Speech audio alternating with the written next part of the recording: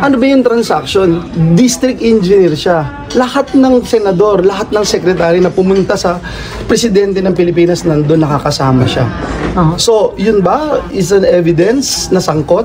Bakit si Joel lang yung tinuturo? Bibigyan ko kayong lahat ng picture nilang lahat. Bibigyan ko kayong lahat ng video nilang lahat. So, bakit? Bakit ako? Bakit?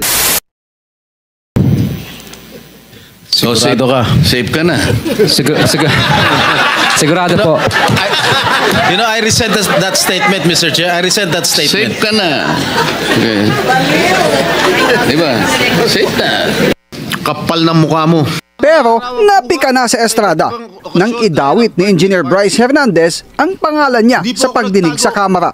Tumanggap daw ang senador ng kickback mula sa flood control project sa Bulacan. Si Senator Jinggoy po ay nagbaba ng 355 million ngayong 2025 sa mga ilang projects sa Bulacan. At ang kanyang SOP dito ay 30% as per our District Engineer Henry Alcantara. I have been jailed.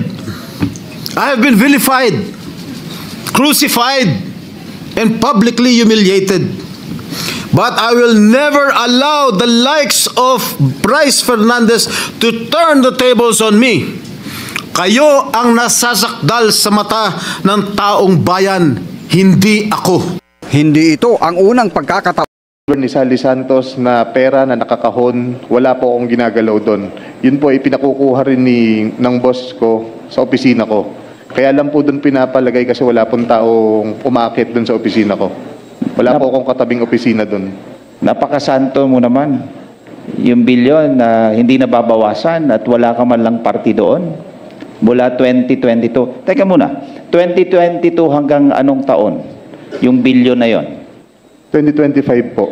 2022 to 2025. Okay.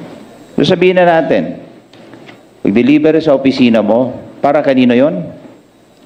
Para kay District Engineer Henry Alcantara. Pero itinanggi ni Alcantara ang lahat ng sinabi. Sabi niya po na dinala niya sa akin ng pera. Hindi po totoo. Wala po akong tinatanggap tungkol po sa nanggagaling na transaksyon nila kay Sally Santos. Kahapon po sa Senado, binanggit po ni Sally na sila po ang nangongontrata. Paano niya po ibibigay sa akin? Kung iyon po ay kontrata nila. Handyan po ang mga hepe namin na kasama namin dati. Handyan po ang project engineer na magte-testify po. Sila po ay mga biktima po ng pamumwersa at pamimilit ni Engineer Bryce at Engineer JP de Guzman. Hindi po totoo yan na ako'y nagdi-deliver sa mga politiko. Si Senator Joel 2023, wala pong project na flood control si Senator Joel ever since. At sino po ang makakaalam kung sino po ang naglalagay dyan? We are not part of the BICAM.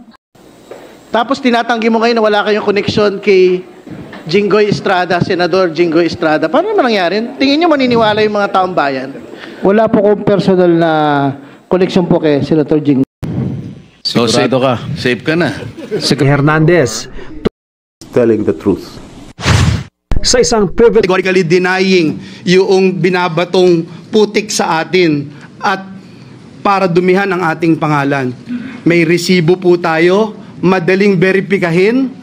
Tayo po ay more than willing mag-undergo at sumali sa anumang investigasyon sapagkat wala po tayong tinatago. Ayon ng patulan ng senador ang mga sinabi ni Hernandez na umano'y gumagalaw sa kumpas na hindi niya tinukoy ang pangalan. This is way too low. Assistant District Engineer.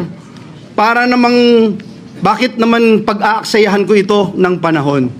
And then, ito nga po, lumabas bigla kahapon ang taong ito. And I'm not trying, Mr. President, na just to defend myself and hit this pawn, Mr. President. Kasi alam naman natin sinong may hawak dito. Ano ba yung transaction? District engineer siya. Lahat ng senador, lahat ng sekretary na pumunta sa presidente ng Pilipinas nandun nakakasama siya. So, yun ba is an evidence na sangkot? Bakit si Joel lang yung tinuturo. Bibigyan ko kayong lahat ng picture nilang lahat. Bibigyan ko kayong lahat ng video nilang lahat. So, bakit? Bakit ako? Bakit ako? Kasi nagpapagulo sila. Gusto nilang guluhin.